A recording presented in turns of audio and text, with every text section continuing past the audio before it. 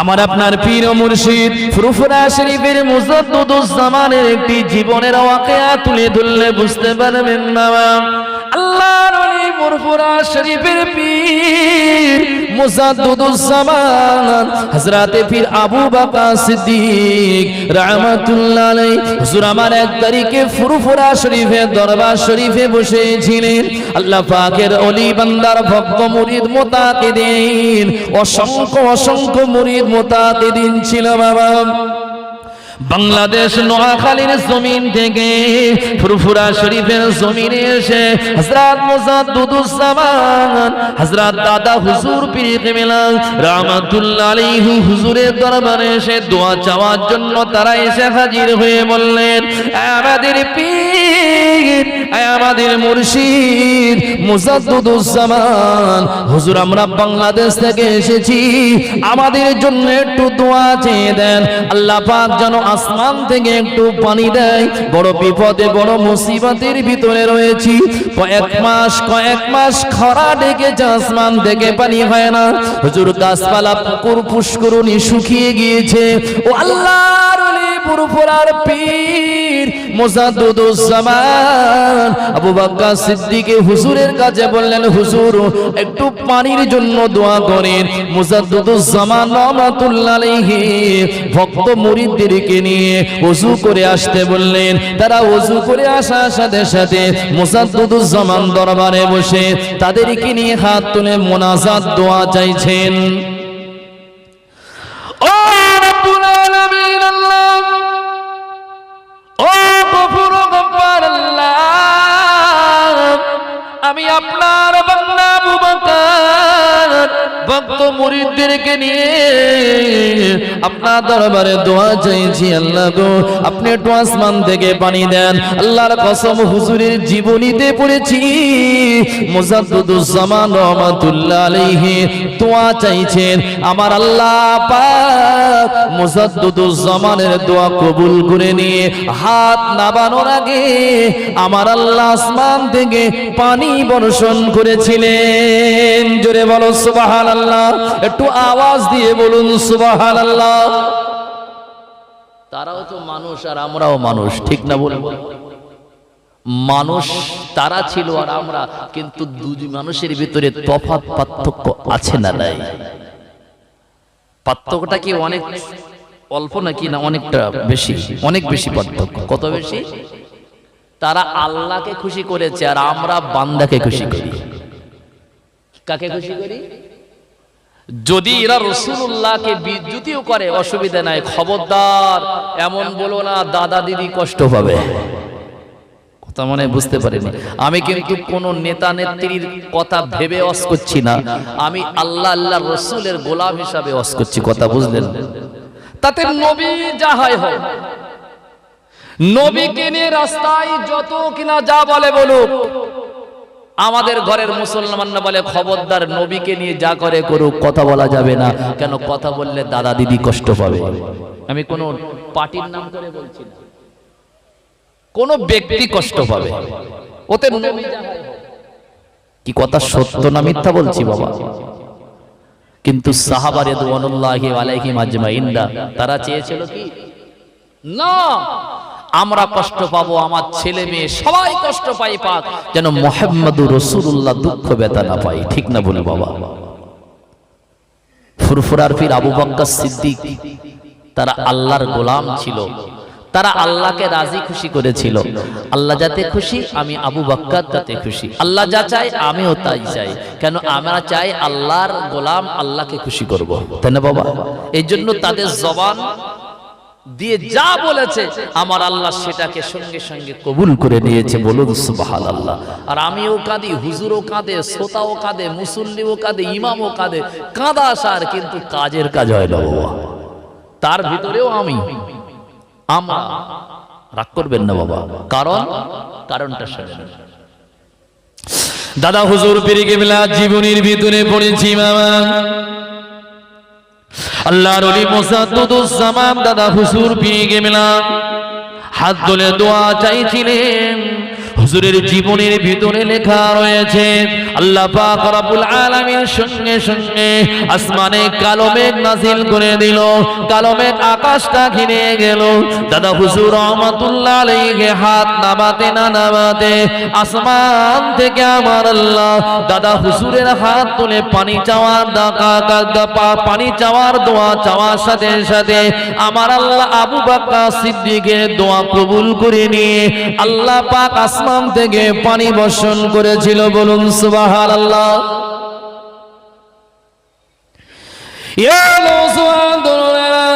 দক্ষিণ 24 পরগনা গ্রামটার নাম আপনারা অনেকে বললে চিনতে পারবেন না। ওই গ্রামটার নাম ছিল গরানমোষ, বাসন্তী থানার অন্তর্গত। কিছু মানুষ কয়েকদিন পরে এসে একই দোয়া চাইতে বললেন, ও আল্লাহর ওলি ফুরফুরা শরীফের পীর মুজাদ্দুদুজ্জামান, আমাদের মুর্শিদ, আমাদের পীর হুজুর একটু আল্লাহ দরবার ইলাহিতে দোয়া চেয়ে দেন। কি দোয়া বাবা? হুজুর আমাদের এলাকায় পানি হয় না, হুজুর বড় বিপদে রয়েছি, বড় কষ্টে রয়েছি। দাদা হুজুর রহমাতুল্লাহ আলাইহি আল্লাহ পাকের ওই বান্দা বান্দিকে লক্ষ্য করে বলল, ও আমার ভক্ত মুরিদ মুতাকিদিনেরা, যাও না বাবা ওযু করে এসো, আমি আবু বকর তোমাদেরকে সাথে নিয়ে আল্লাহ দরবারে দোয়া চাইব। মুজাদ্দুদুজ্জামান রহমাতুল্লাহ আলাইহি তাদেরকে ওযু করে আসতে বললেন, তারা ওযু করে আসলো। আল্লাহর ওলি মুজাদ্দুদুজ্জামান দাদা হুজুর রহমাতুল্লাহ আলাইহি হুজুর তাদেরকে সঙ্গে করে নিয়ে আল্লাহর শাহী দরবারে হাত পেতে দোয়া চাইলেন। রব্বানা আয় আমার রব, যালামনা, আল্লাহ আমি জুলুম করেছি, ওয়া ইল্লাম তাগফির লানা, আল্লাহ আপনি যদি ক্ষমা না করেন, ওয়া তারহামনা, আল্লাহ যদি আপনি রহমত নাযিল না করেন, লানাকুনান্না মিনাল খাসিরিন, আল্লাহ ক্ষতিগ্রস্তদের দলভুক্ত হয়ে যাব। আল্লাহর ওলি হাত তুলে দোয়া চাই, অঝর নয় কাঁদতে থাকে বাবা।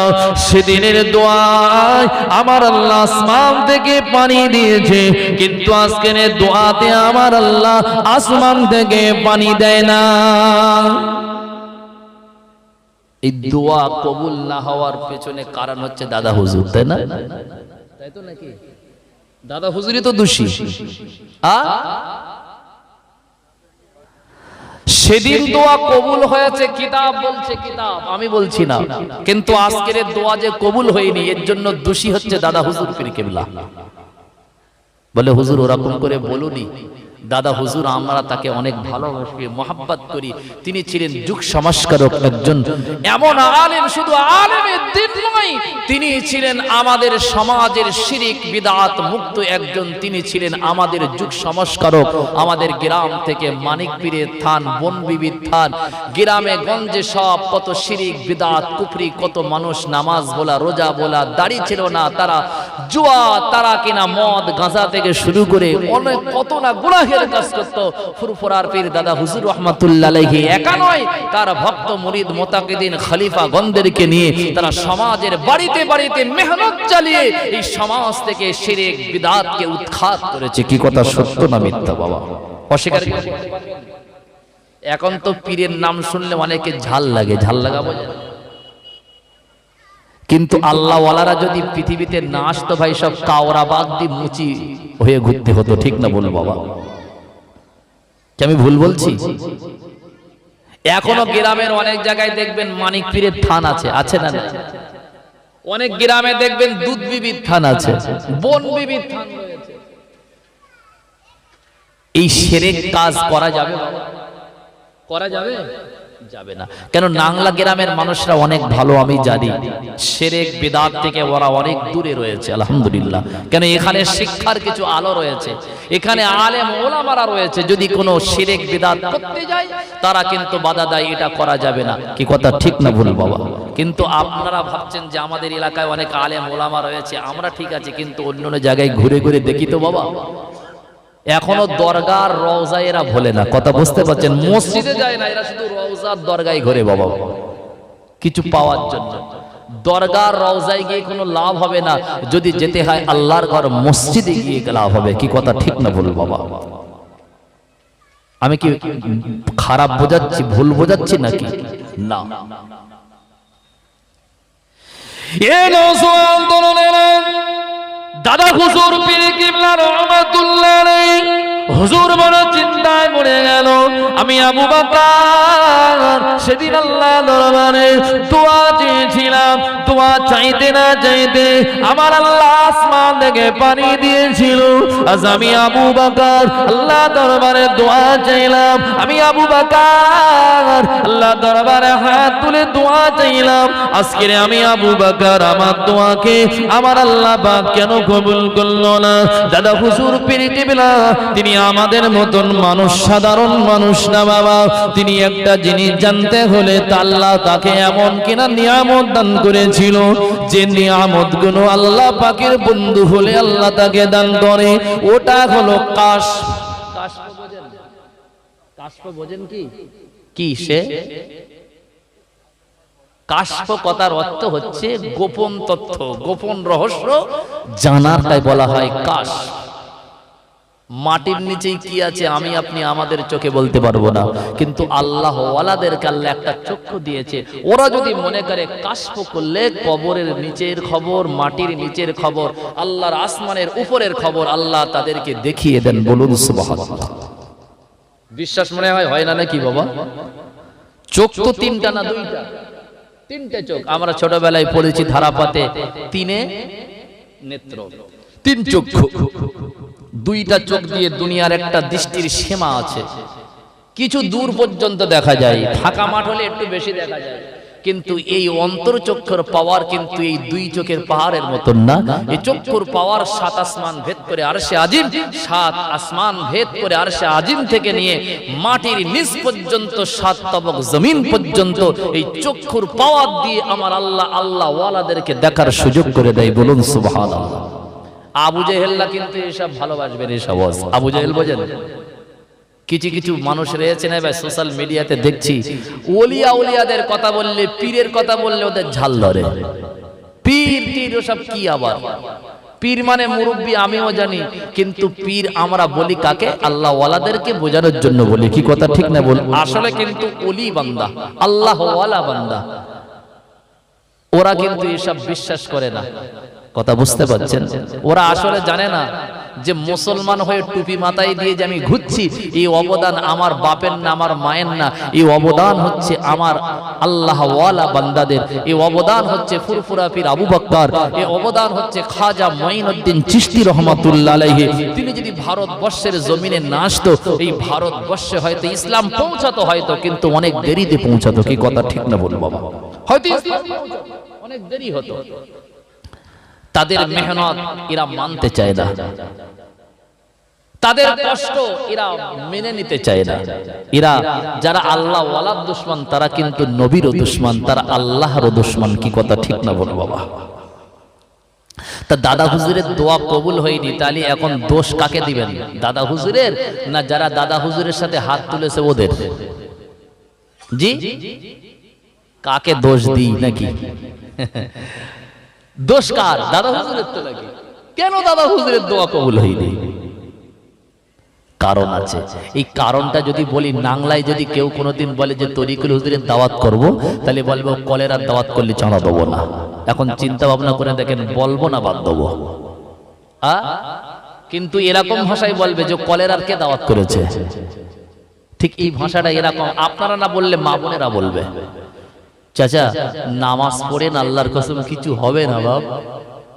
রোজা রেখে না ভাই কিচ্ছু লাভ হবে না। হজ করেও কিন্তু কোনো লাভ হবে না বাবা। তসবির দানা টিপে টিপে পাতলা করে কিন্তু কোনো লাভ হবে না যদি স্বচ্ছ ঈমান না থাকে। কি কথা ঠিকটা বল বাবা? আল্লাহর কাছে দুটো জিনিস বড় প্রিয়, একটা হচ্ছে শিরিক বিদআত মুক্ত, এই বিদআত মুক্ত আমল, আর শিরিক মুক্ত ঈমান। কি বললাম? শিরিক মুক্ত ঈমান, বিদআত মুক্ত আমল। আমলে যদি বিদআত থাকে তাহলে আমল আল্লাহর কাছে গ্রহণযোগ্য না, আর ঈমানে যদি শিরিকের গন্ধ ঢুকে যায় তাহলে ও ঈমান কিন্তু আল্লাহর কাছে কোনো দাম নাই। কথা বুঝছেন বাবা? আমাদের দুইটা জিনিস কিন্তু আমাদের ভিতরে আছে। আমাদের ঈমানের শিরিক রয়েছে, আর আমাদের আমলে কিন্তু বিদআত ঢুকে গিয়েছে বাবা। কথা বুঝছেন? ভাইরা বাবা জিরা নওজোয়ান তরুণেরা, আমি কেন বলতে যাচ্ছি আপনারা হয়তো বুঝতে পারছেন না। আজ দুনিয়ার সব মুসলমান না কাঁদছে, হাওমাও করে কাঁদছে, কিন্তু এই কান্নায় কিন্তু আমার আল্লাহ পাকের সাহায্য আসে না রে। আমার আল্লাহ পাক রব্বুল আলামিন যদি মনে করে ওই আবরা বাদশার মতন যারা ফিলিস্তিনের উপরে বোমা, ইসরাইল যারা ফিলিস্তিনের মানুষদের উপরে হামলা চালাচ্ছে, আমার আল্লাহ যদি মনে করে বাদশা আবরাহার মতন তাকে নিমিষে ধ্বংস করে দিতে পারে কি পারে? আমার আল্লাহ যদি মনে করে নমরুদের সৈন্যকে আপনার কিনা ময়দান থেকে আপনার কিনা খালি করে দিয়েছিল সামান্য একটা মশা দিয়ে, আমার আল্লাহ ইচ্ছা করলে এই নমরুদের মতন কিন্তু ইসরাইলের ইহুদিদেরকে আল্লাহ ধূলিসাৎ করে দিতে পারে। আমার আল্লাহ যদি মনে করে লূত নবীর মতন ছাই কলম দিয়ে তাদেরকে নিশ্চিহ্ন করে দিতে পারে। আমার আল্লাহ যদি মনে করে নূহ নবীর জামানার মানুষদের মতন পিলাবন্দি ইসরাইলকে দুনিয়ার আপনার কিনা ম্যাপ থেকে, দুনিয়ার আপনার ম্যাপ থেকে নামটা জনমের মতন মুছে দিতে পারে কি পারে না? ভাইরা বাবাজিরা, নওজোয়ান তরুণেরা, এর দুইটা কারণ হতে পারে। একটা কারণ হলো রাসূলুল্লাহ বলেছেন দুনিয়া সিজনুল মুমিনিন ওয়া জান্নাতুল লিল কাফিরিন। ঈমানদার যারা হবে, ঈমানদারের জন্য আমার আল্লাহ পাক কষ্টের জায়গা রেখেছেন দুনিয়ায়। দুনিয়াতে ঈমানদার বান্দাদেরকে আমার আল্লাহ তিলে তিলে পরীক্ষা করবেন।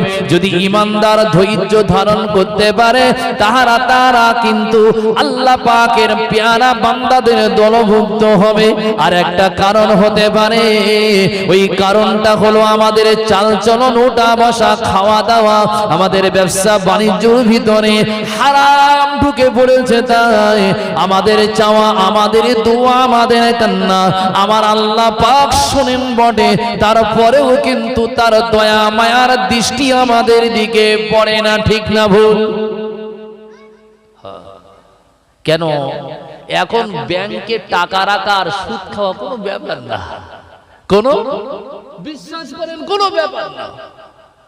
আপনাদের নাংলা তো অনেক ভালো গ্রাম আলহামদুলিল্লাহ, এখানে সুদের ব্যবসাও হয় না, সুদের সারটারও ঢোকে না। এখানে মশামশি বন্ধনের কেউ ওই লোন গ্রুপের সাথে জড়িত নাই, এখানে কোনো মা কিন্তু ওই গ্রুপ লোনের সাথে জড়িত নেই। এরা অনেক ভালো মানুষ আলহামদুলিল্লাহ। না আমি যেটা বলছি এটা উল্টো না, এটা ঠিক বাবা, উল্টো। চাচা বলতেছে একদম ঠিক, আপনি যা বলেছেন ঠিক। শোনেন বাবা, নামাজ পড়ে রোজা রেখে হজ করে যাকাত দিয়ে তসবিহ টিপে কোনো লাভ হবে না বাবা। কেন? জবানের দোয়া আল্লাহর কাছে বলতে দেরি হবে, ঈমানদারের জবান বলতে দেরি, কিন্তু আল্লাহ দিতে দেরি করবে না। কিন্তু আমরা এত বলি কিন্তু কাজ হয় না। জবানকে পবিত্র করুন। জবানকে আপনি পবিত্র করলে আল্লাহকে যেটা বলবেন আমার আল্লাহ পাক রব্বুল আলামিন আপনার জবানের কথাকে কবুল করবে। মামা একটি কথা আমি আপনাদেরকে বলি, সাদ বিন আবি ওয়াক্কাস রাদিয়াল্লাহু তাআলা আনহু যেদিন কিনা আল্লাহ নবী সাদ বিন আবি ওয়াক্কাসকে ডেকে বলেছিল, ও সাদ বিন আবি ওয়াক্কাস, আমি রাসূলুল্লাহ তোমাকে দ্বীনের দাওয়াত দেওয়ার জন্য, দ্বীন প্রচারের জন্য আমি তোমাকে পাঠাবো দায়িত্ব দিয়ে। আপনার কিনা ওই কিনা আপনার কিনা তোমাকে যেতে হবে এখন দ্বীনের দাওয়াত নিয়ে আফ্রিকার জমিনে। আফ্রিকার জমিনে সাদ বিন আবি ওয়াক্কাস দাঁড়িয়ে গিয়েছে, শিখিয়ে দিলে ইয়া রাসূলুল্লাহ আপনি আমাকে আদেশ দিন, আদেশ দিন। তাদের জবানের কত দাম দেখেন।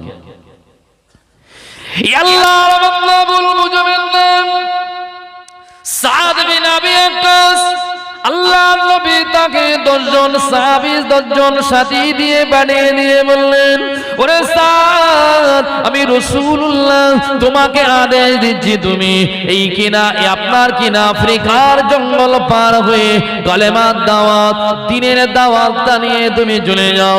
সাদ বিন আবি ওয়াক্কাস কি করলো? 10 জন সাথীকে নিয়ে 10টা ঘোড়া নিয়ে ঘোড়ার পেটে সওয়ার হয়ে সাদ বিন আবি ওয়াক্কাস রাদিয়াল্লাহু তাআলা আনহু তিনি যাচ্ছেন বাবা ইরাকের জমিন পার হয়ে গিয়েছেন। ইরাকের জমিন পার হয়ে কিছু দূর যাওয়ার পরে বিশাল একটা নদী পড়েছে, যে নদীটা আমরা সকলে জানি দাজলা নদী। বিরাট নদী, এপার থেকে ওপারে যাবে কিন্তু যোগাযোগ নাই। নদী পার হতে গেলে তো নাই জাহাজ নাই নৌকা নাই কিছু, লাগবে কি লাগবে না? ইমানদার না আল্লাহ তাদের ইমানদার যা বলে আল্লাহর দরবারে বলতে দেরি হয় কিন্তু আল্লাহ কবুল করতে দেরি করে না। বাংলাদেশে একটা মাজার রয়েছে শাহজালাল ইয়ামিনী রহমাতুল্লাহ আলাইহি, নাম শুনেছেন? হযরতে শাহজালাল ইয়ামিন রাহমাতুল্লাহ আলাইহি ইয়ামান দেশ থেকে তিনি এসেছেন ভারতবর্ষের উদ্দেশ্যে। ভারতবর্ষ থেকে তিনি পাড়ি দিয়ে তিনি বাংলাদেশে, এখন তার মাজার রয়েছে শাহজালাল রাহমাতুল্লাহ আলাইহি। তিনি কলেমার দাওয়াত নিয়ে আসছিলেন। বিশাল সমুদ্র, বিশাল সমুদ্র, বিরাট সমুদ্র পড়ে গিয়েছে। এই বিরাট সাগর এপার থেকে ওপারে যাবে। শাহজালাল ইয়ামিন রহমাতুল্লাহ আলাইহি তার সাথী সঙ্গীরা বলছে হুজুর উপায়। শাহজালাল রহমাতুল্লাহ আলাইহি কত বড় ঈমানদার ছিল, বলছে বাবা কিসের ভয়? আমাদের সাথে তো আল্লাহ রয়েছে। কে আছে? কে আছে? আল্লাহ রয়েছে। যার সাথে আল্লাহ রাব্বুল আলামিন থাকে তার কিসের ভয়? কি কথা ঠিক না বল বাবা? কিসের ভয়? এ আল্লাহ পাকের বান্দা শাহজালাল রহমাতুল্লাহ আলাইহি বিশ্বাস করবেন না, হয়তো আপনাদের বিশ্বাস হবে না। ইতিহাসে স্বর্ণ অক্ষরে লেখা রয়েছে বাবা, শাহজালাল রহমাতুল্লাহ আলাইহির জীবনী পড়েছি।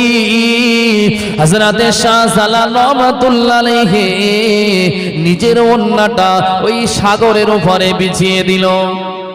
নিজের এই গায়ের ওন্নাটা সাগরে পানির উপরে বিছিয়ে দিয়েছে। ভক্ত মুরিদরা বলছে এটা কি সম্ভব? কিন্তু তিনি তো আমাদের মতন সাধারণ নন, তিনি হচ্ছেন অসাধারণ মানুষ। আল্লাহ পাক রব্বুল আলামিনের প্রতি তার ভালোবাসা বিশ্বাস রয়েছে। কি কথা ঠিক না বল বাবা? হযরত শাহজালাল রহমাতুল্লাহ আলাইহি যখন নিজের ওন্নাটা বিছিয়ে দিয়েছে পানির উপরে বাবা, ভক্ত যারা সাথী সঙ্গী ছিল ওরা তো অনেক ভয় পাচ্ছে। হযরতে শাহজালাল রহমাতুল্লাহ আলাইহি বললেন বাবারা আমি তোমাদের পীর, আমি তোমাদের পীর, আমি তোমাদের উস্তাদ বলছি। ও বাবারা এখন আমাদের কি বিরাট সমুদ্র পার হয়ে ওপারে যেতে হবে। আমি তোমাদের পীর, আমি তোমাদের মুর্শিদ বলছি। বাবারা আমার এই পাটি, আমার এই ওন্নার উপরে তোমরা দাঁড়িয়ে যাও। মানুষ যেমন নৌকার উপরে ওঠে পড়ে, তোমরা আমার এই পানির উপরে বিছিয়ে দেওয়া রোয়ালের উপরে পা দিয়ে উঠে দাঁড়াও। শুধু পীরের ঈমান মজবুত এমনটি না, মুরিদদেরও ঈমান কিন্তু মজবুত ছিল। কেন বলেন দিনি? আমাদের পীর যদি বলে আমরা বলতে মাথা খারাপ, তুমি যাও আমরা যাব না। কি কথা ঠিক? তারা জানতো আমাদের পীর সত্য, আল্লাহ দরবারে যা বলবে সেটা কাজ হবে। যখন এই গায়ের রুমালটা যখন শাহজালাল ইয়ামিন রহমাতুল্লাহ আলাইহি যখন সাগরের উপর ভাসিয়ে দিয়েছে, মুরিদদেরকে বলছে বাবারা উঠে পড়ো, যারা যারা যাবে ওঠো। সবাই তো উঠে পড়েছে। বিশ্বাস করুন উঠতে দেরি। শাহজালাল বলছে টেনশন করবে না, আল্লাহ এই আমার রুমালটা, এই কাপড়টা আমাদের জন্য আপনার কিনা নৌকা বানিয়ে দিয়েছে। বলুন সুবহানাল্লাহ। বিশ্বাস করুন ইতিহাস আজও স্বর্ণ অক্ষরে লেখা রয়েছে শাহজালাল রহমাতুল্লাহ আলাইহির গায়ের এই কাপড়টা দরিয়ার উপরে বিছিয়ে দিয়েছে। এ এপার থেকে তার সাথী সঙ্গীদেরকে নিয়ে বিরাট সাগর পার হয়ে ওপারে চলে গিয়েছে কলেমার দাওয়াত দেওয়ার জন্য। বিশ্বাস করুন আল্লাহ তাবারক ওয়া তাআলা তাদেরকে মাঝ ওই সাগরের মাঝখানে তাদেরকে ডুবিয়ে মারেননি, কেননা তিনি ছিলেন ঈমানদার। আল্লাহকে যা বলেছে আল্লাহ রাব্বুল আলামিন তার কুদরতি ক্ষমতা শক্তি দিয়ে আল্লাহ ঈমানদারকে কিন্তু সাহায্য করেছে। বলুন সুবহানাল্লাহ। আমরা গিয়ে বলি তো দেখি হবে হবে কেন? আমাদের ঈমান আছে না গেছে? টেনশনে রয়েছে। কি কথা ঠিক না বলবো? এ নওজোয়ান তরুণেরা, হযরত আবু ওয়াক্কাস রাহমাতুল্লাহ আলাইহি ওই সময় দাজলা নদীর সামনে গিয়ে চিন্তায় পড়ে গেল, এবার থেকে ওপারে যাব, নদীতে কোনো নৌকা মিলছে না, কি করা যাবে এখন? অবাক কাণ্ড। আল্লাহ পাকের বান্দা রাসূলুল্লাহর একজন নগণ্য গোলাম সাদ বিন আবি ওয়াক্কাস রাদিয়াল্লাহু আনহু তখন দাজলা নদীতে পানির উপরে সজোরে আঘাত করে বলল, এ দাজলা নদী, তোর যে আল্লাহ সৃষ্টি করেছেন, আমাকেও সেই আল্লাহ সৃষ্টি করেছে, আমি আল্লাহর বান্দা, তুইও তো আল্লাহর সৃষ্টি, সাগর সরে রেখে দে। আমার নবী মুহাম্মদুর রাসূলুল্লাহ সাল্লাল্লাহু আলাইহি সাল্লাতু ওয়াসাল্লাম তার নগণ্য গোলাম আল্লাহর হাবিব আমাদেরকে পাঠিয়েছে কলেমার দাওয়াত নিয়ে পার থেকে ওপারে যাওয়ার জন্য। ওরে দাজলা নদী স্মরণ রেখে দে, খবরদার নবীর গোলামদের সাথে বিয়াদবি করবি না। বলুন সুবহানাল্লাহ। মানুষ যদি কথা বলে পানি কোনোদিন, নদী কোনোদিন শোনে রে বাবা? শোনে? হ্যাঁ, যদি আপনি খাঁটি মুমিন ঈমানদার হন, আল্লাহ আপনার জবানের কথাগুলোকে কিন্তু আমার আল্লাহ তাবারক ওয়া তাআলা বলতে দেরি, কিন্তু কবুল করতে দেরি করবে না। কিন্তু সেই জবান তো তৈরি করতে হবে নাকি বাবা? হ্যাঁ। আল্লাহর বান্দা সাদ বিন আবি ওয়াক্কাস রাদিয়াল্লাহু তাআলা আনহু দাজলা নদীর পাশে গিয়ে বলছে, ও দাজলা নদী স্থির হয়ে যা, ও দাজলা নদী স্থির হয়ে যা। এখন এই 10 জন রাসূলুল্লাহর গোলাম আমি তাদেরকে সাথে করে নিয়ে ঘোড়া চালাবো তোর উপর দিয়ে। খবরদার, নবী মুহাম্মদুর রাসূলুল্লাহর নগণ্য 10টি সাহাবী আমরা রয়েছি, আমাদের সাথে যেন বিয়াদবি করবি না। আমাদের সাথে বিয়াদবি করবি না। আমরা নবীর সাহাবী, নবীর আদেশে যাচ্ছি, তুই পানি স্থির হয়ে যা, বিয়াদবি করবি না। বিশ্বাস করুন হযরত সাদ বিন আবি ওয়াক্কাস রাদিয়াল্লাহু তাআলা আনহু নবীর জলিলুল কদর সাহাবী একজন।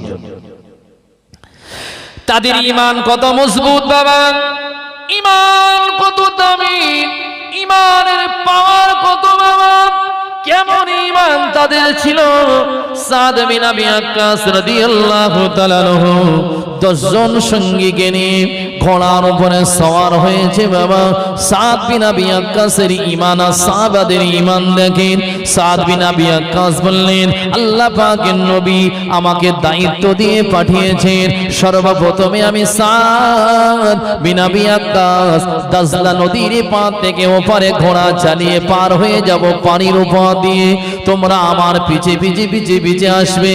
আল্লাহর কসম বাবা, ইতিহাসে স্বর্ণ অক্ষরে আজও লেখা রয়েছে, এপার থেকে ওপারে সাহাবী হযরত সাদ বিন আবি ওয়াক্কাস 10 জন সাথীকে নিয়ে ঘোড়া চালিয়ে বাবা এপার থেকে ওপারে চলে যায়। আল্লাহর কসম 10টি ঘোড়ার খুরে একটু পরিমাণ পানি দেখতে পাইনি। বলুন সুবহানাল্লাহ। একটু আওয়াজ দিয়ে বলো সুবহানাল্লাহ। সেই ঈমানদার এখন খুঁজে পাওয়া যাবে? পাওয়া যাবে বাবা? দুরূদ শরীফ আল্লাহুম্মা সাল্লি আলা,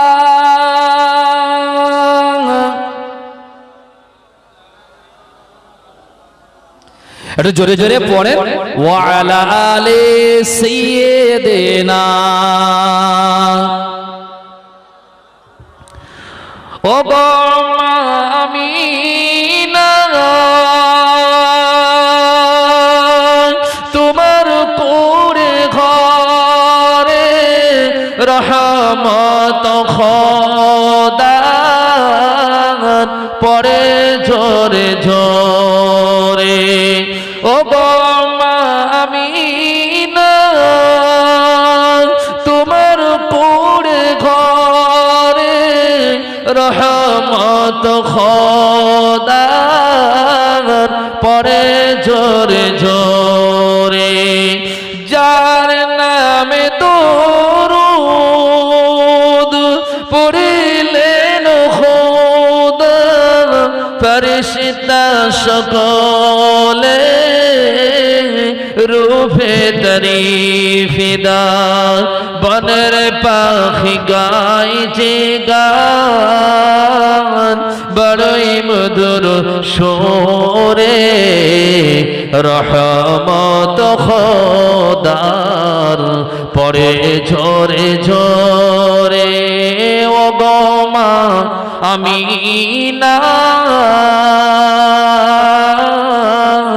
তোমার কোরে ঘরে রহমত খোদার পড়ে ঝরে ঝরে আল্লাহুম্মা সাল্লি আলা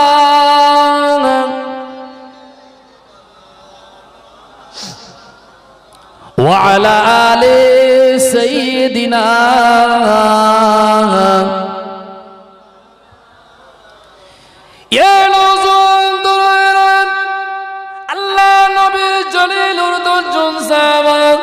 রিজওয়ানুল্লাহি আলাইহি আজমাইন গলাম বিরাট দাসলা নদী ঘোড়া চালিয়ে এপার থেকে ওপারে পৌঁছে গিয়েছে সন্ধ্যা নেমে এসেছে বাবা বিরাট আফ্রিকার জঙ্গল হিংস্র প্রাণীরা জঙ্গলে বসবাস করে সাদ বিন আবি ওয়াক্কাস রাদিয়াল্লাহু তাআলা আনহু ওই জঙ্গলের ভিতরে গিয়ে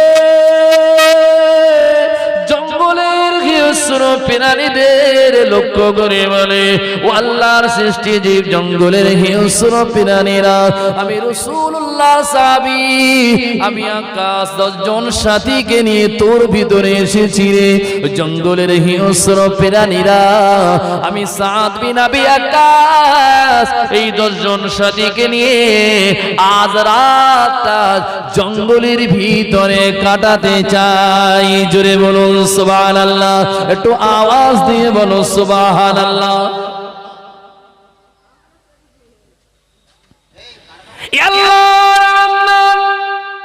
হযরত সাদ বিন আবি ওয়াক্কাস রাদিয়াল্লাহু তাআলা আনহু হুজুর আমার কিতাবে স্বর্ণাক্ষরে আজ লেখা রয়েছে বাবা আফ্রিকার বিরাট জঙ্গল জঙ্গলের ভিতরে আওয়াজ দিয়ে বলেছিল এই জঙ্গলের বাক্সি হিংস্র প্রাণীরা শুনে রেখে দে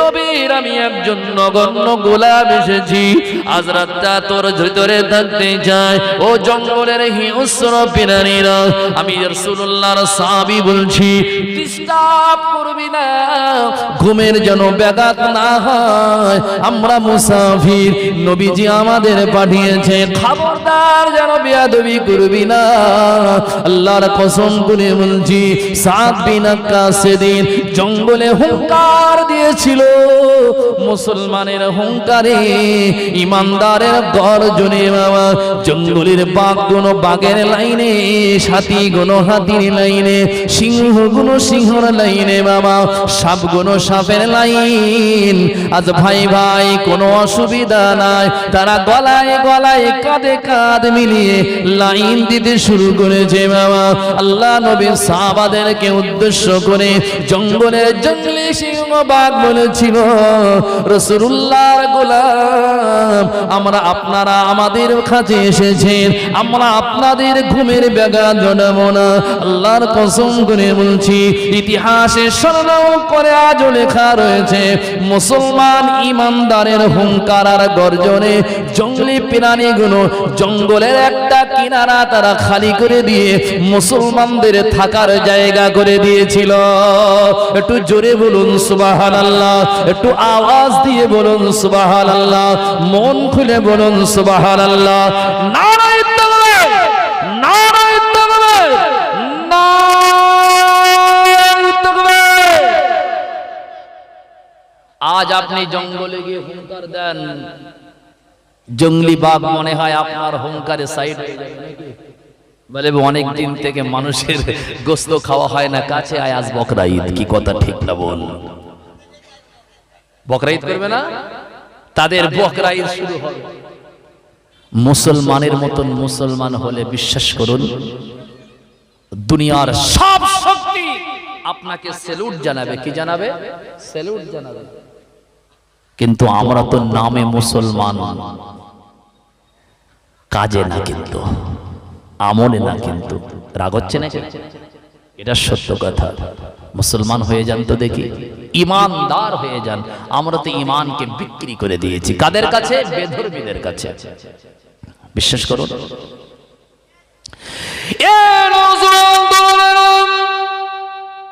আল্লাহর কসম করে বলছি, খাত্তাব বিন উমার রাদিয়াল্লাহু তাআলা আনহু কেমন মুসলমান শুনলে অবাক হয়ে যাবেন মামা। হযরত উমর রাদিয়াল্লাহু আনহুর জীবদ্দশাতে একদিন মদিনার জমিনের মাটিটা থরথর করে কাঁপছিল, ভূমিকম্প শুরু হয়ে গিয়েছিল মামা। ভূমিকম্প, তুমুল ভূমিকম্প শুরু হয়েছে, গোটা মদিনা কাঁপে, মদিনার মাটিগুলো কাঁপতে শুরু করেছে মামা। হযরত খাত্তাব ওমর রাদিয়াল্লাহু আনহু দাঁড়িয়ে রয়েছেন, নিজের পাকে ধরে রাখতে পারছেন না, স্থির হয়ে দাঁড়াতে পারছিলেন না মামা। আল্লাহ নবীর সাহাবী দ্বিতীয় খলিফা ওমর রাদিয়াল্লাহু আনহু ওই সময় হুঙ্কার দিয়ে মদিনার মাটিতে আঘাত করে বলেছিল, ওরে মদিনার মাটি রে, মদিনার মাটি, তোর কি একটু শরম নাই? তোর কি একটু লজ্জা নাই? তোর কি একটু শরম হয় না? তোর কি একটু লজ্জা হয় না রে? তোর কোলেতে মুহাম্মাদুর রাসূলুল্লাহ সাল্লাল্লাহু আলাইহি ওয়াসাল্লাম, আল্লাহর হাবিব, দো জাহানের বাদশা শুয়ে রয়েছে। যাকে সৃষ্টি না করলে মাটি তোকে সৃষ্টি করত না, যাকে সৃষ্টি না করলে আসমান তোকে সৃষ্টি করত না, যাকে সৃষ্টি না করলে আমার আল্লাহ দুনিয়াতে কিছুকে বানাতেন না। ওই মুহাম্মাদুর রাসূলুল্লাহ তো আজ মদিনার মাটি তোর বুকে শুয়ে রয়েছে। এই মদিনার মাটি, তোর কি একটু লজ্জা শরম নাই? মুহাম্মাদুর রাসূলুল্লাহর সাথে বেয়াদবি করি, কথা বুঝছেন? তোর কি শরম লাগে না? আমার দোজাহানের নবীর সাথে বেয়াদবি করছিস? মাটি, আমি ওমর বলছি দাঁড়িয়ে যা, আমি ওমর তোকে বলছি দাঁড়িয়ে যা, একটুও কাঁপাকাঁপি করবি না। আমরা বললে মনে হয় মাটি থেমে যাবে নাকি? থামবে না, বরঞ্চ ভূমিকম্প বেড়ে যাবে, তাই না বাবা? আল্লাহ বলবে দাঁড়া। দাঁড়াবো তখন যতক্ষণ এই মুসলমান গুণকে দুনিয়া থেকে মিটিয়ে না দিতে পারবো, ঠিক না? বলে আমি মাটি ততক্ষণ দাঁড়াবো না। কেন? আল্লাহ জমিনে চলাফেরা করি, কত না নাফরমানি করি। কি কথা ঠিক না বল বাবা? এই জমিনে কত আমরা নাফরমানি করি। এই জমিন তো পবিত্র, পবিত্র ভূমিকে আমরা নাপাক করে ফেলি। কি কথা ঠিক না বল? এখন তো জিনা ফুলদমে চলছে। জিনা বোঝেন তো? বেবিচার বোঝেন তো? জিনা বেবিচার দুনিয়াতে যেভাবে চলছে বাবা, মনে হয় রাসূলুল্লাহর ভবিষ্যৎবাণী খুব কাছাকাছি কিয়ামত। এখন বউ তোমার হতে পারে, সব তোমাকে দিতে হবে, কিন্তু আমরা যে দেশে বাস করি, দেশের যারা আইন পাস করে, বিল পাস করে, বিলটা কি জানেন? পরকীয়া কোনো ব্যাপার না। পরকীয়া আপনি যদি মামলা করেন, আপনি যদি কোর্টে যদি মামলা করেন আপনার বিবির বিপক্ষে, যে আমার বিবি আমার খায়, আমার পরে আমার নেয়, আমি তার স্বামী, ও আমার বিবি, কিন্তু আমার ঘরে থাকে না, পরকিয়া, বলছে ওটা কোনো ব্যাপার না, ভারতবাসী হিসাবে তোমাকে একটু মেনে নিতে হবে। লূত নবীকে আল্লাহ কিন্তু এমনি সমূলে ধ্বংস করিনি বাবা, তাই না বাবা? লূত নবীর জামানায় সমকামিতা বোঝেন? সমকামিতা আপনারা বোঝেন? পুরুষে পুরুষে জিনা করতো, নাউজুবিল্লাহ। পুরুষে পুরুষে পুরুষে জিনার কাজ করত, যেটাকে বলা হয় সমকামিতা। এখন আমাদের বিল পাস হয়েছে হিন্দুস্তানের মাটিতে, সমকামিতা কোনো ব্যাপারই না। কেউ যদি থাকতে চাই, মেয়ে ছেলে যদি বিবাহ বন্ধনে আবদ্ধ হয়ে সমকামিতায় লিপ্ত হতে চায়, এটা কোনো অবৈধ কাজ না, বরঞ্চ এটা ভালো কাজ। নাউজুবিল্লাহ কালকেরে বলবেন, বিশ্বাস করুন, আপনি অবাক হয়ে যাবেন। বিবি আপনার, আপনি ভাবছেন, কিন্তু যদি লোকের হাত ধরে রাস্তা দিয়ে চলে যায়, আপনি তার নামে মামলা করলে কিন্তু মামলা আপনার পক্ষে না, আপনার বিপক্ষে কাজ করবে। বলবে ও তো আপনার স্বাধীনতা দেওয়া হয়েছে, ও তো পরাধীন, তোমার কাছে বিক্রি হয়ে যায়নি, বরঞ্চ ওর জিন্দেগি কোনটা ভালো কোনটা মন্দ সে কি করবে এ তুমি বলার কে? তুমি স্বামী হয়েছো, স্বামী, ও যদি মন চাই তোমাকে ত্যাগ করে তোমার খাবে, তুমি যদি তাকে আবার খোরপোশ না দাও, তোমার নামে মানহানি, তোমার নামে মামলা করা হবে, তোমাকে টাকা গুনতে হবে, আর পরের ঘরে গিয়ে বউ হিসেবে কাজ করবে। তোমাকে কিন্তু জীবন যাপন কিন্তু সারা জীবন কিন্তু কষ্টের ভিতরে করতে হবে। কথা বুঝছেন বাবা? কোর্টে কেস করেও কিন্তু কোনো ফায়দা পাবেন না। তার লূত নবীর মতন গজব মনে হয় আর বেশি বাকি নাই, আল্লাহ ভালো জানে। তবে মনে হচ্ছে বাবা, দুনিয়ার যা অবস্থা আর দুনিয়ার যা কানুন চলছে বর্তমান, আর বর্তমান বেঈমান সরকার যেভাবে পাস করছে বিলগুলো, না জানি কিয়ামত কিন্তু আমাদের খুব দূরের গোড়ায়, আমাদের খুব কাছাকাছি, না জানি কোন দিন এসে খট করে আওয়াজ দিয়ে দেবে। কি কথা ঠিক না বল বাবা? দুনিয়া ভালোর দিকে না খারাপের দিকে? জিনা এত পরিমাণ বেড়ে গিয়েছে। এখন জিনা, আগে কিন্তু জিনা করতে গেলে অনেক কষ্ট ছিল, কিন্তু এখন জিনা করতে গেলে কোনো কষ্ট নাই। কেন? শয়তান আমাদেরকে কাছে এমন একটা জিনিস পৌঁছে দিয়েছে, এটা ভালো জিনিস, এতে ভালো জিনিস যদি আপনি ভালো কাজে লাগান, ঠিক না বল বাবা? কিন্তু এই যে ভালোর থেকে যে কতটা খারাপ আপনি বুঝতে পারছেন না, যে কতটা খারাপ জিনিস। কোলের বউ কিন্তু হাতছাড়া হয়ে যাচ্ছে। মেয়েকে অনেক কষ্ট করে, মেহনত করে, জীবনে অনেক কষ্ট করে আপনার জীবনের সব রোজগার গুলোকে যার জন্য ব্যয় করে আপনি আপনার মেয়েকে বড় করেছেন, ও থানায় গিয়ে বলবে আমি একে চাই, বাপকে চিনি না। নাউজুবিল্লাহ বলবেন না? কষ্ট হয় কি? কারণ এইটাই হচ্ছে কারণ। আগে ছিল কিন্তু কম। আগে একটা মেয়ের কাছে চিঠি দিতে হলে অনেক কষ্ট হতো, হতো কি? এখন তো চিঠি আর দিতে হয় না বাবা। চিঠি এখন লাগে না, হ্যালো বললে তো বাপ শুনতে পাবে। রাতের বেলা হোয়াটসঅ্যাপে যা আর মেসেজ গিয়ে আর মেসেঞ্জারে গিয়ে যে লেখালেখি হবে বাবা, ও কেউ জানতে পারবে না। কি কথা ঠিক না বল বাবা? দুনিয়া কিন্তু খুব খারাপের দিকে, বিশ্বাস করুন। না জানি কবে কিয়ামত আমাদের কাছে ইমাম মেহেদী আলাইহিস সালাতু ওয়াস সালামের আগমন হয়ে যায়। কি কথা ঠিক না বল? বড় বড় ইসলামিক স্কলারস, যারা ইসলামিক গবেষক, যারা ইসলাম নিয়ে বেশি চর্চা করে, যারা কোরআন হাদিস নিয়ে গবেষণা করে, তারা বলছে আগামী কয়েক বছরের ভিতরে মনে হয় ইমাম মেহেদী আলাইহিস সালাতু ওয়াস সালামের আবির্ভাব ঘটে যাবে। কথা বুঝতে পারছেন বাবা? দুনিয়ার অবস্থা তো খুব খারাপ। ইমাম সাহেব তার বাক শক্তিকে, দুনিয়ার এই গ্রামের এই এলাকার জনগণ কিন্তু তার বাক শক্তিকে কেড়ে দিয়েছে। সে মেম্বারে মেহরাবে দাঁড়িয়ে কিন্তু হক কথাটা বলবে ইমাম ভালো না। কি কথা ঠিক না বল বাবা? আপনি যদি এই কোরআনে কারীমের মাহফিলে বসে যদি হক কথাটা মানুষের কাছে পেশ করেন, বলবে হুজুরের দাওয়াত করেছে কে? বলবে কি বলবে না? হক কথা কিন্তু মানুষের এখন আর ভালো লাগবে না বাবা। সত্য কথা মানুষের কাছে পছন্দ না বাবা। হাসি ঠাট্টা, এটা সেটা, ইয়ারকি তামাশা আর নাটকের মতন যদি অভিনয় করে কিছু বলে যেতে পারে, বলবে এর থেকে বড় হুজুর আর দুনিয়ায় কেউ জন্ম নেই। কি কথা ঠিক না বল বাবা? দুনিয়া খুব খারাপ। হয়তো আপনি ভাবছেন আমি ঠিক আছি, কিন্তু না, আপনি ভাবলে হবে না। দুনিয়ার দিকে তাকান। হয়তো আপনার ফ্যামিলি ঠিক রেখেছেন, আপনি গার্জেন অনেক ভালো, তাই, কিন্তু অন্য পাশের ঘরটার দিকে একবার খেয়াল করে দেখেন। অভাব কাণ্ড বাবা।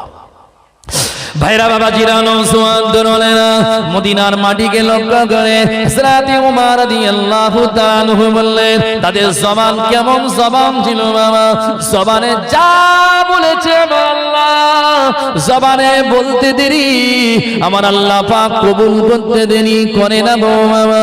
ও আল্লাহ পাকের বান্দা হযরত ওমর রাদিয়াল্লাহু তাআলা আনহু হুজুর আমার ওই সময় মদিনার মাটির উপরে হাতটা চাপড়ে বলেছিল, ওরে মদিনার মাটি তোর লজ্জা শরম হয় না নাকি? মুহাম্মাদুর রাসূলুল্লাহ তো শুয়ে হয়েছে, খবরদার কখনো আর এমন করে আমার নবীজির সাথে বেয়াদবি করবি না। আল্লাহর কসম বাবা, ইতিহাস সাক্ষ্য পৃথিবীর সব দেশে কিন্তু ভূমিকম্প হয় আর ভূমিকম্প হবে। আল্লাহর কসম করে বলছি, আজও কিন্তু ওমর যেদিন থেকে মদিনার মাটিকে মানা করেছিল, খবরদার মদিনার মাটি তুমি কাঁপাকাঁপি করবে না, নবীর সাথে বেয়াদবি করবে না, ওই দিন থেকে নিয়ে আজও পর্যন্ত পৃথিবীর সব জায়গায় ভূমিকম্প হলেও মদিনার মাটিতে ভূমিকম্প আজও হয়নি, হবে না। বলুন সুবহানাল্লাহ, একটু আওয়াজ দিয়ে বলো সুবহানাল্লাহ। ইমানদারের পাওয়ার আছে না নাই? আমাদেরও তো পাওয়ার আছে নাকি? আমরা এত গামজি, আল্লাহ পাক আমাদের চাওয়া কান্না যেন দেখতে পায় না। কি কথা ঠিক না বলো বাবা? বলে কিচ্ছু হয় না, একদিন নামাজ পড়ছি, নামাজে কিচ্ছু হয় না। নামাজে কি হবে বাবা? আপনি তো নামাজ পড়বেন, কিন্তু নামাজ পড়ে নামাজের যে কবুল, কিভাবে নামাজ পড়লে কবুল হয়, আসলে সে কাজ তো আমাদের দ্বারাই হয় না। কি কথা ঠিক না বল বাবা? দুনিয়ায় এমন সমাজে কাজ নাই যে কাজগুলো মুসলমানদের দ্বারাই হয় না।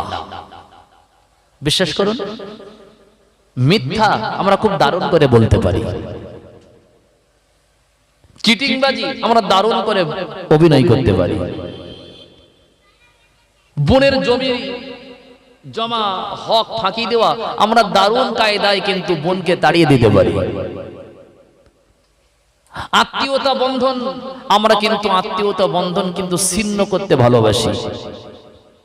সমাজের মানুষ আগে বাড়ছে, আমরা আমাদের চুক্তি আমাদের বুদ্ধি তাকে রুখে দিতে পারি। একটা মানুষ ভালো মানুষ, তার এমন করে সমাজে কলুষিত করি, সমাজে এমন তার প্রতি আচার আচরণ করি, সে কষ্ট পায়। তার মানে যে কাজগুলো শয়তান করতে সাহস পায় না, আল্লাহর কসম মুসলমানরা সেই কাজগুলো করিয়ে শয়তানকেও দেখিয়ে দেয়, বলে দেখ তোর থেকে অন্ত আমরা অনেক আগে। কি কথা ঠিক না বলবো বাবা? আর সুদের কথা বললে তো এখন সব ধরা পড়ে যাব। সুদ সুদ কোনো ব্যাপার না, কোনো ব্যাপার না। মেয়ে হয়েছে বলে ব্যাংকে কি কর, ব্যাংকে কি করে দেয় ওই ফিস না কি বলে, আপনাদের দিকে হয়তো করে না, বলে কোনো টেনশন 10,000 টাকা ফিস করে দেবো, 18 বছর মেয়ে বিয়ে হবে, 3 ডবল 4 ডবল 5 ডবল 2 লাখ টাকা হলে মেয়ে বিয়ে দিতে পার, কষ্ট হয় নাকি? ওই ছেলে আপনার যে মেয়ের টাকা ফিস করে যে মেয়েকে বিয়ে দিয়েছেন, ওর গর্ভ থেকে যে সন্তান হবে, বিশ্বাস করেন ও যে হাফেজে কোরআন আর আলেম হবে এ কিন্তু আশা করবেন না। কথা বুঝতে পারছেন? যদিও বা ওর কোল থেকে ওর গর্ভ থেকে যে বাচ্চাগুলো হবে এটা আশা করা যেতে পারে, নিশ্চয়ই কারণ না হয় ফিরাউন, না হয় আবু জেহেল, না হয় আবু লাহাব, না হয় তো ঈমানের দুশমন, ঈমান ইসলামের সে কিন্তু দুশমন হবে, এটা আপনাকে মানতেই হবে বাবা। এই গ্রাম থেকে আমরা সবাই আশা করি ভালো সন্তানের পিতা হব, কিন্তু ভালো সন্তান হওয়ার থেকে নিজে ভালো হলেই কিন্তু ভালো সন্তানের পিতা হওয়া যায়। কি কথা ঠিক না বলবো বাবা? আগে নিজে ভালো হন। খাজা গরিবে নামাজ মাইনুদ্দিন চিশতি রহমাতুল্লাহ আলাইহি 1 তারিখে তার আম্মা জান দাঁড়িয়ে রয়েছে বাবা, হযরতে খাজা মুঈনুদ্দিন চিশতি আজমিরি রহমাতুল্লাহ আলাইহি হুজুর দাঁড়িয়ে মা জননীর মুখে দিকে ফিরে ফিরে, আম্মা জানের মুখে দিকে ফিরে ফিরে হযরতে খাজা বাবা মুঈনুদ্দিন চিশতি হুজুর আমার মুস্কে মুস্কে হাসছেন বাবা। আল্লাহ আল্লাহর ওলির বান্দার আম্মা খাজা হুজুরের মা তখন মঈনুদ্দিনের মুখে ধীরে ফিরে তাকিয়ে বলে, বাবা মঈনুদ্দিন, ও বাবা মঈনুদ্দিন, তুমি এমন করে আমার দিকে তাকিয়ে হাসো কেন? হযরতে খাজা মঈনুদ্দিন বলেছিল, ও আমার আম্মা, ও আমার আম্মা জান, আমি মঈনুদ্দিন আপনার দিকে ফিরে জন্য তাকিয়ে হাসি। আম্মা জান, আল্লাহ পাক রব্বুল আলামিনের কাছে আমি শুকরিয়া আদায় করে বলছি, মাগো মা, যখন কলেমার দাওয়াত যখন কাফিরকে দি, তোমার মঈনুদ্দিনের জবানের কলেমার দাওয়াতটা যখন কাফেরের কাছে শুনিয়ে দি, আল্লাহর কসম মা, আমি মঈনুদ্দিন কলেমার দাওয়াত দেওয়ার সাথে সাথে ওই মানুষটা ঈমানের কালাম কলেমা পড়ে মঈনুদ্দিনের হাতে মুসলমান হয়ে যায়। বলুন সুবহানাল্লাহ, একটু আওয়াজ দিয়ে বলুন সুবহানাল্লাহ। যাকে কলেমার দাওয়াত দেয় সে কলেমার দাওয়াত গ্রহণ করে নেয়। আল্লাহর ওলির আম্মা খাজা মঈনুদ্দিনের আম্মা জান বলেছিল, ও বাবা মঈনুদ্দিন, তুমি যে মানুষের কাছে কলেমার দাওয়াত দাও, তুমি যে মানুষের কাছে ঈমানের দাওয়াত দাও, তাওহীদের দাওয়াত দাও মামা, ও বাবা মঈনুদ্দিন শুনে রেখে দে মামা, তুই হয়তো ভাবছিস রে মঈনুদ্দিন এটা আমার একটি কেরামতি, না না না না না না বাবা মঈনুদ্দিন, তোর হাতে যত মানুষ কলেমা পড়ে মুসলমান হয়েছে, আগামী দিনে মুসলমান হবে, তোর জবানের কথা শুনে মানুষ সব ভুলে গিয়ে তোর কলেমা পড়ে নেয়। ও বাবা মঈনুদ্দিন, কারামতি তোর না, এ কারামতি গুণ হচ্ছে তোর মা, আমি আমার কারামতি। বাবা মঈনুদ্দিন, কারামতি তোর কিন্তু না। হযরতে মঈনুদ্দিন হুজুর বলেছিল, ও আমার আম্মা জান, আম্মা জান, আমি তো মানুষের কাছে কলেমার দাওয়াত দিই, আমি তো মানুষের কাছে ঈমানের দাওয়াত দিই, মানুষ আমার কথা শুনে কলেমা পড়ে নেয়। আম্মা জান, এ কারামতি মঈনুদ্দিন আমার হওয়ার কথা, কিন্তু আপনি বলছেন বাবা মঈনুদ্দিন ও কারামতি তোর না, ও কারামতি গুণ আমার। আম্মা জান, কি কারণ আমাকে একবার বলুন। হযরতে মঈনুদ্দিন চিশতির মা বলেছিল, ও বাবা মঈনুদ্দিন, ও বাবা মঈনুদ্দিন, শুনে রেখে নে বাবা, আমি তোকে শুনিয়ে দিই, তুই যে মানুষের কাছে যে জবান দিয়ে কলেমার দাওয়াত দিস, তোর কলেমা জবানের কথা কোনো মানুষের ভালো লাগে, তোর প্রেমে পড়ে গিয়ে কলেমা পড়ে নেয় বাবা মঈনুদ্দিন, এটা তোর মায়ের অবদান, এটা তোর মা জননীর কারণ। কি কারণ আম্মা জান? হযরতে মঈনুদ্দিন চিশতির মা বলেছিল, ও বাবা ছেলে মঈনুদ্দিন, যখন তুই আমার গর্ভ থেকে দুনিয়ার জমিনে এসেছিস বাবা, আমি আল্লাহ পাক রব্বুল আলামিনের বান্দি হিসাবে গর্ব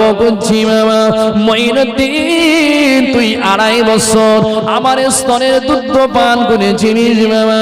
ও বাবা মঈনুদ্দিন, শুনে রেখে দে, এই 2.5 বছর দুধ পান করেছিস, আল্লাহর কসম করে বলছি, এই 2.5 বছরের ভিতরে একটি বারের জন্য, একটি বারের জন্য, একটি সময়ের জন্য আমি মঈনুদ্দিন তোকে বলছি, আমি তোর মা বিনা ওযুতে দুধ তো কোনোদিন পান করাইনি। জোরে বলো, একটু আওয়াজ দিয়ে বলো সুবহানাল্লাহ। 2.5 বছর যে দুধ পান করেছিস, একটা বারের জন্য বিনা ওযুতে তোকে দুধ পান করাইনি। আপনি বলুন, ওই মায়ের সন্তান ভালো হবে না খারাপ? আর আমাদের মা ওযু করে দুধ খাওয়ানো তো দূরের কথা, ওযুর ফরজ করা বলতে পারবে না। কথা ঠিক না বল? ওযু কিভাবে করতে হয় আমাদের মারা জানেও না। আমি কি বাজে কথা বলছি বাবা? জিজ্ঞাসা করেন ওযুর ফরজ কটা, বলতে হুজুর ওটা বলতে পারবো না। আপনি সিরিয়াল নিয়ে জিজ্ঞাসা করেন কোন টাইমে কোন সিরিয়াল হয়, আমাদের মুখস্থ একদম।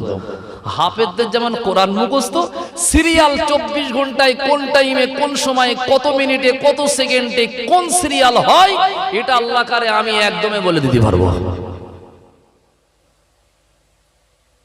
তাহলে আমাদের ঘর থেকে মঈনুদ্দিন আসবে তো নাকি? মঈনুদ্দিন আমাদের ঘর থেকে মঈনুদ্দিন তৈরি হবে না। ছেলে খুব মারে মাকে, কি করে কি করে? রাগ হচ্ছে আপনাদের? ছেলে খুব মারে মাকে, অবজেকশন, গ্রামবাসী এক হয়েছে, এই খোকা মাকে মারিস কেন? বলছে বুঝতে পারি না, হয়ে যায়। কি কারণে? আমার মাথা কাজ করে না। চাচি শোনো, আপনার ছেলে আপনাকে মারছে এর জন্য তরিকুল কিন্তু আনন্দিত না, বরঞ্চ এর জন্য তরিকুল কিন্তু দুঃখিত। কেন? সন্তান কোনোদিন কোনো অবস্থাতে মায়ের গায়ে কিন্তু হাত তোলাটা ঠিক হবে না। তুমি যদি তোমার মায়ের গায়ে হাত তোলো, বিশ্বাস করুন তোমার জীবনের সব আমল ইবাদত কিন্তু ধ্বংস হয়ে আল্লাহ তোমাকে কিন্তু জাহান্নামের আসামি বানাবে। কি কথা ঠিক না বল? তারপরেও বলতে হয়, তারপরেও বলতে বাধ্য হচ্ছে বাবা। কারণ কি? আমার জানা মতে কোন লেখক লিখেছে না লিখেছে ওটা আমার কথা নয়, ওটা আমার আলোচনা নয়। হযরত বড় পীর আব্দুল কাদের জিলানী রহমাতুল্লাহ আলাইহি, তিনি শুনেছি ওয়াজে এবং হুজুরের জীবনীতেও পড়েছি, তিনি নাকি মায়ের পেট থেকে কোরআনের কেউ বলেছে 14 পারা, কেউ বলেছে 18 পারা হাফেজ হয়েছে। এটা আপনারা শুনেছেন তো নাকি? আমি ধরে নিলাম সত্য মিথ্যা আল্লাহ ভালো জানে। সত্য কি মিথ্যা আমি ওটা বোঝাতে যাচ্ছি না, কিন্তু লেখকে লিখেছে আর আমরা ওয়াইজিনরা ওই কিতাব পড়ে ওয়াজ করছি বাবা। আল্লাহই ভালো জানে। আল্লাহ ইচ্ছা করলে অবশ্যই করতে পারেন, এটা বিশ্বাস করেন তো নাকি? আল্লাহ যদি মনে করে কাউকে মায়ের পেট থেকে হাফেজে কোরআন বানিয়ে দুনিয়ায় পাঠাবে, এটা আমার আল্লাহর কাছে কিন্তু কোনো কঠিন ব্যাপার না বাবা। তিনি ইচ্ছা করলে পারেন। পারেন কি পারেন না? তিনি ইচ্ছা যা ইচ্ছা তাই করতে পারেন। তা বড় পীর আব্দুল কাদের জিলানীকে জিজ্ঞাসা করা হয়েছিল, ওস্তাদ তাকে জিজ্ঞাসা করলো, বাবা আব্দুল কাদের, তুমি যে এই কোরআনুল কারীম যে একসাথে বসে 18 পারা কোরআনকে মুখস্থ শোনালে প্রথম দিন, না জানি আরো অনেক কিছু তুমি জানো। ওস্তাদ তখন ছাত্রের সম্মানে দাঁড়িয়ে গিয়েছিল। কথা বুঝছেন? যে কোচি এখানে এই জায়গাটা তুই বস বাপ, আমি সাইডে বসি। আরে তো হওয়ার কথা, প্রথম দিন বাপ মা শিখিয়ে দিয়েছে আলিফ বাতা পড়ার জন্য। যদি প্রথম দিনে গিয়ে যদি 18 পারা মুখস্থ শোনায়, তাহলে ওস্তাদও তো ভয় পাবে। পাবে কি পাবে না? বলছে তখন আব্দুল কাদের জিলানী বলেছিল, হুজুর এর থেকে কিন্তু বেশি আমি আর বলতে পারবো না। ওস্তাদ তখন বলছে, বাবা আব্দুল কাদের কেন? বলছে এই পর্যন্ত মুখস্থ, এর বেশি আমার মুখস্থ নাই। আচ্ছা, এর বেশি কিন্তু আমার মুখস্থ নাই। তা ওস্তাদ বলছে কারণ? বলছে আমি শুনেছি ওয়াজ করে আলেমরা, কিতাবেও আছে, একেবারে তারা ফালতু কথাও বলে না, সত্য মিথ্যা আল্লাহ জানে। তখন আব্দুল কাদের বলছে যে আমার মা আমি যখন পেটে ছিলাম, তিনি কোরআন শরীফ কিন্তু এইভাবে তিনি 18 পারা কোরআন হাফিজা ছিলেন। তিনি কোরআনুল কারীম কিন্তু তিনি মুখস্থ তিনি তিলাওয়াত করতেন। তাই শুনে শুনে মায়ের পেটে মুখস্থ করেছি। হতে পারে, পারে কি পারে না বাবা? আবার নাও হতে পারে। সত্য মিথ্যা আল্লাহ জানে। ভাইরা বাবা জিরা, নওজোয়ান তরুণেরা, কেন বলছি রাগ করবেন না বাবা। আল্লাহর ওলি আব্দুল কাদের জিলানী তার আম্মা জান যদি কিনা কোরআন তেলাওয়াত করতেন, আর আব্দুল কাদের যদি পেটের ভিতরে যদি মুখস্থ করে নিতেন, ভুল আমাকে বুঝবেন না বাবা। আমাদের ছেলেরা, আমাদের মায়েরা সমাজে লাঞ্ছিত। ইমাম সাহেবের কাছে যায়, হুজুর একটা তাবিজ দেন। ইমাম সাহেব বলছে কেন আম্মা? বলে আমার ছেলে কথা শুনে না, ছেলে আমার মা বলে ডাকে না, ছেলে আমাকে কষ্ট দেয়। আমি আপনাদের কিন্তু যে কষ্ট দেয় বলে যে আমি আনন্দিত এটাও না বাবা, কিন্তু বোঝানোর জন্য বলছি চাচি গো, খালা গো, ও আমার মুরব্বিয়ানে গ্রামেরা, ও আমার আম্মা জানে না, এটা কিন্তু আপনার একটু জানা দরকার রয়েছে। সন্তান কেন আপনাকে কিল মারলো, চড় মারলো, ঘুষি মারলো, বিয়াদবি করলো, কারণটা কি? কারণটা তো আমার জানা মতে অন্য কোনো কারণ না। আপনি আপনার আব্দুল কাদেরকে ওই আপনার কিনা পেটের ভিতরে রেখে আপনি কিন্তু সিনেমা দেখেছেন, ফিল্ম দেখেছেন, শাহরুখ খানের ফাইট দেখেছেন। কি দেখেছেন? শাহরুখ খানের মার। তখনও সিরিয়াল ভুলে বেলে কোচি 5 মিনিট এটা হোক, এ তো দারুণ মার মারছে রে বাবা।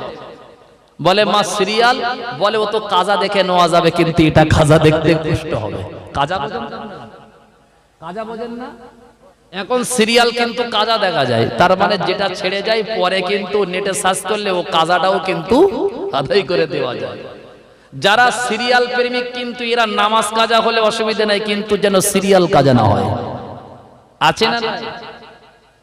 এ গ্রামে ওইসব টিভি এখন তো টিভির আর প্রয়োজন, এখন টিভি তো আর ওই ঘরের অ্যান্টেনা ঝোলাতে হয় না, এখন টিভি সব পকেটের ভিতরে এসে গেছে। কোথায় এসে গেছে?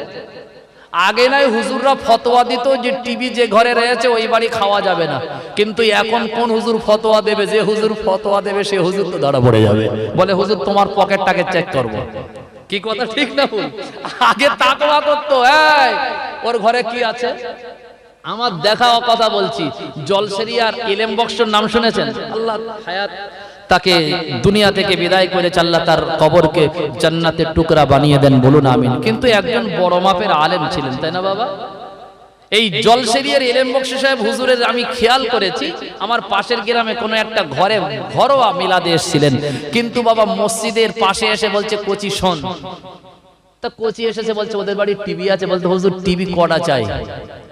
রান্নাঘরে টিভি, শোয়ার ঘরে টিভি, খাওয়ার ঘরে টিভি, বারান্দায় টিভি, টিভি আর টিভি। হুজুর বলতো ড্রাইভার গাড়ি ঘোরো। হুজুর কোথায় যান? বলে পরে দেখা হবে। পরে তিনি তাকওয়া করতেন, এটা করা আলেমদের কাজ। কি কথা ঠিক না বল বাবা? কিন্তু এখন কিন্তু কোন হুজুর আর বলবে কোচি তোর বাড়ির টিভি আছে খাবো না? এখন টিভি তো আর অ্যান্টেনা ঝুলিয়ে দেখতে হয় না, এখন তো ডিজিটাল জমানা, এখন পকেট ডিজিটাল হয়েছে, টিভি পকেটের ভিতরে। ঠিক না বলুন বাবা? বিশ্বাস করুন, আমি কেন বলছি কারণ রয়েছে। কারণ কি? কারণটা হলো আমাদের মায়েরা যদি আব্দুল কাদের জিলানীর মা যদি তারকে পেটে রেখে কোরআন শোনায়, যদি কোরআন মুখস্থ হয়, আমাদের সন্তানগুলোকে পেটে ধারণ করার সময় যদি আমরা এই সমস্ত খারাপ সিরিয়াল, এই খারাপ জিনিসগুলো দেখি, তাহলে ভাই ও তো মারপেট থেকে ঢিসুম, মারপেট থেকে তো ক্যারেটা শিখে বার হবে। কি কথা ঠিক না বলবো বাবা?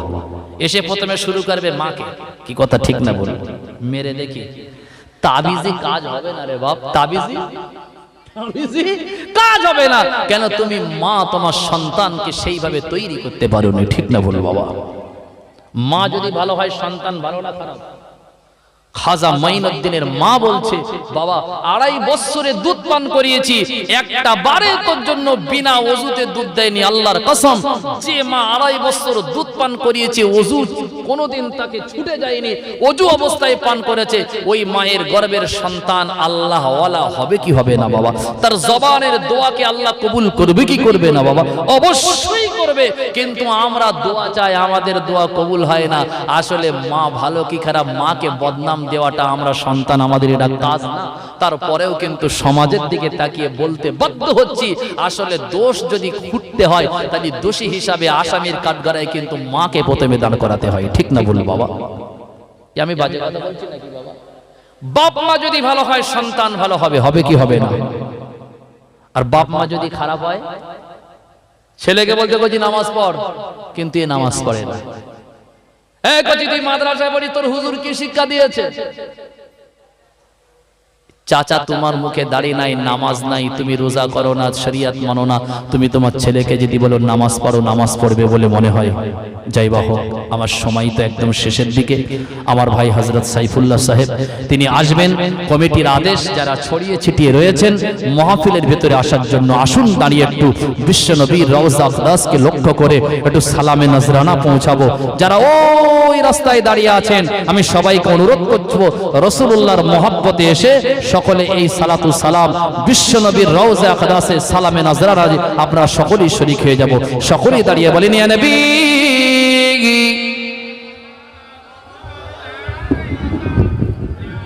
ইয়া রাসূল ইয়া হাবিবি সালামু আলাইকা সালাম। তোমারি ওসিলা দিয়া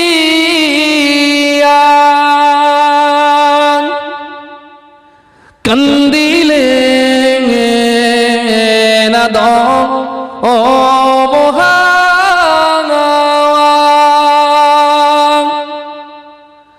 হইল মাবুদ ওদের দয়া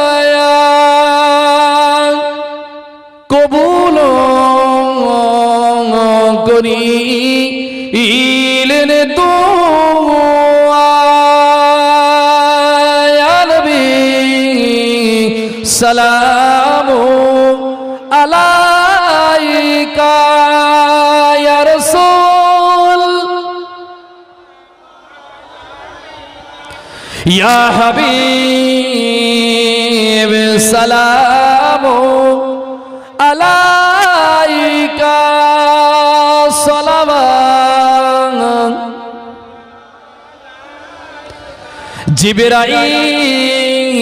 জিবরাইল দিলেন যে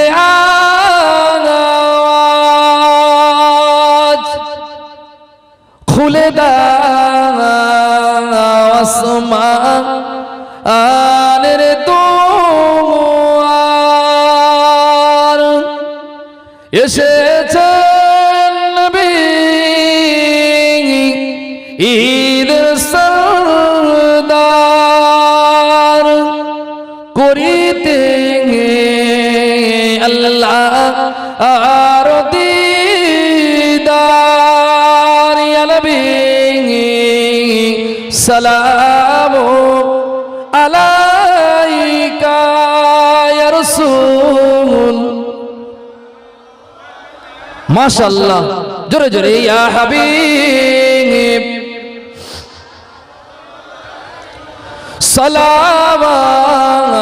সালাওয়াতুল্লাহ তায়েফে দুষ্ট ছেলেরা আমার নবীকে পাগল ভাবিয়া মারিল পাথর ছুড়িয়া উঠিল আরশ কাঁপিয়া ইয়া নবী সালামু আলাইকা ইয়া রাসূল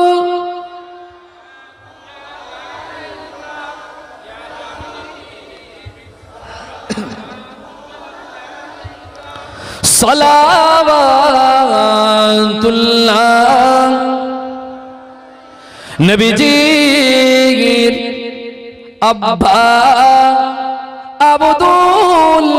আব্দুল্লাহ নবীজির আম্মা আমিনা নবীজির দুদুম্মা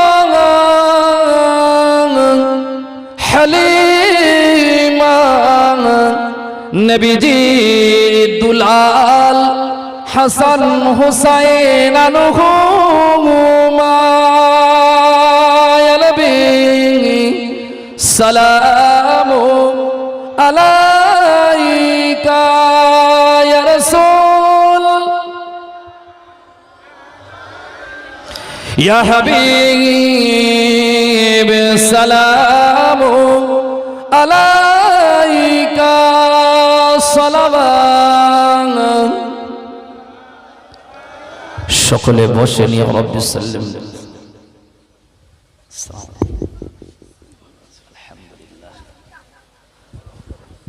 মাশাআল্লাহ।